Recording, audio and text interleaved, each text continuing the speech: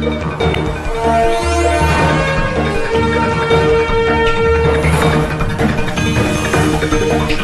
परिसरातील घडामोडी पाहण्यासाठी पाहत रहा आमची मुंबई न्यूज। सतत देशी दारू घेतल्यानंतर डोक्यावर काय परिणाम होतो ह्याचं उत्तम उदाहरण म्हणजे संजय राजाराम राऊतची सकाळची प्रेस। बाजूला उभ्या असलेल्या बडगुजरला अजून खड्ड्यात टाकण्याचं काम या संजय राजाराम राऊतनी केलेलं आहे। आतापर्यंत बडगुजर काय बोलत होते की मी सलीम कुत्ताला ओळखतच नाही, मी त्या पार्टीमध्ये गेलोच नाही, ते फोटोग्राफ मॉर्फ आहेत। पण काल रात्री तर संजय राजाराम राऊतनी सांगून टाकलं की तो एक अपघात होता, म्हणजे अप्रत्यक्ष पद्धतीने स्वीकारलं की ती पार्टी झालीच होती। मोठा फोटोग्राफ दाखवतोय कुठला तरी भाजपच्या पदाधिकाऱ्याचा, कुठला तरी पुरावा दे। बिनपुराव्याचं भोकण्याचं काम तर संजय राजाराम राऊत नेहमीच करतो।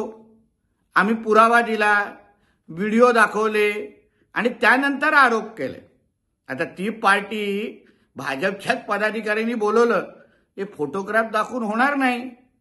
मग तुझेही फोटोग्राफ एका डॉक्टर महिलेवर आम्ही दाखवायचे का? आणि मग तुझे आणि तिचे काय संबंध आहेत याबद्दल वेगळी माहिती द्यायला प्रयत्न करायचं का? म्हणून फोटोग्राफ दाखवण्याच्या अगोदर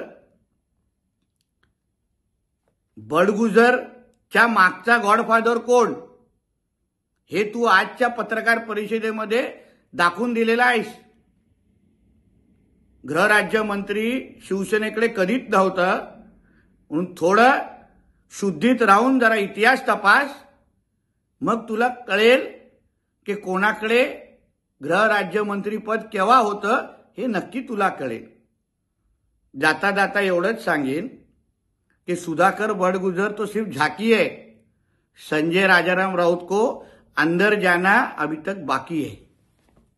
आमची मुंबई, आवाज महाराष्ट्राचा। आमची मुंबई न्यूजला लाईक करा, शेअर करा, कमेंट करा आणि सबस्क्राइब करा।